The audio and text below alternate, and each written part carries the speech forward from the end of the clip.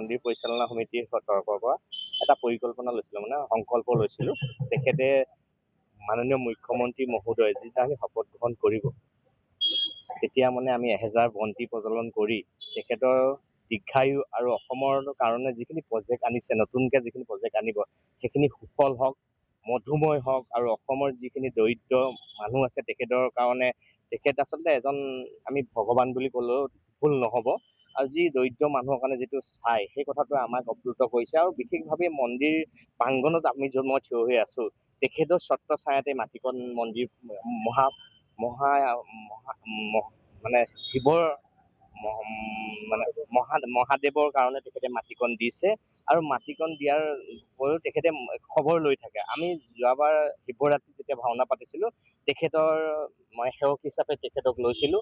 তাৰ পিছৰ পৰাই আমি সদায় যেতিয়াই মানে মই 365 দিন বাহিৰত থাকিল, 300 দিন কিন্তু এগছ বন্তি তেখেতৰ নামত জ্বলাওঁ। এইটো কাৰণে জ্বলাওঁ, তেখেতে অসমৰ প্ৰেক্ষাপটত এজন অসমৰ ৰাইজৰ কথা চিন্তা কৰা এজন মুখ্যমন্ত্ৰী। আমি আজি বহুত সুখী হৈছোঁ, আমাৰ মন্দিৰ পৰিচালনা সমিতিৰ তৰফৰ পৰা বহুত সুখী হৈছোঁ। তেখেতে পুনৰবাৰ মুখ্যমন্ত্ৰী হৈছে। তেখেতক মহাদেৱৰ শ্ৰীচৰণত আজি বন্তি প্ৰজ্বলন কৰিছোঁ। সুন্দৰ হওক, তেখেতৰ পৰিয়ালো সুন্দৰ হওক আৰু মধুময় হওক, আৰু মহাদেৱে সদায় শক্তি দিয়ক, যাতে অসমৰ অসমীয়া ৰাইজৰ প্ৰতি মাত মাতি যাব পৰা শক্তি দিয়ক। আমি সেইকাৰণে আজি এই 1000 গছ বন্তি জ্বলাইছোঁ। আৰু মহেন্দ্ৰ চুতীয়া ডাঙৰকো মাতিছোঁ, অসমৰ জাতিৰ এজন প্ৰাণৰ শিল্পী। আজি মুখ্যমন্ত্ৰী শপত গ্ৰহণ কৰাৰ পিছত মহেন্দ্ৰ চুতীয়া অলৰেডি প্ৰগ্ৰেম হৈ গৈছে, আপোনালোকে দেখিছে।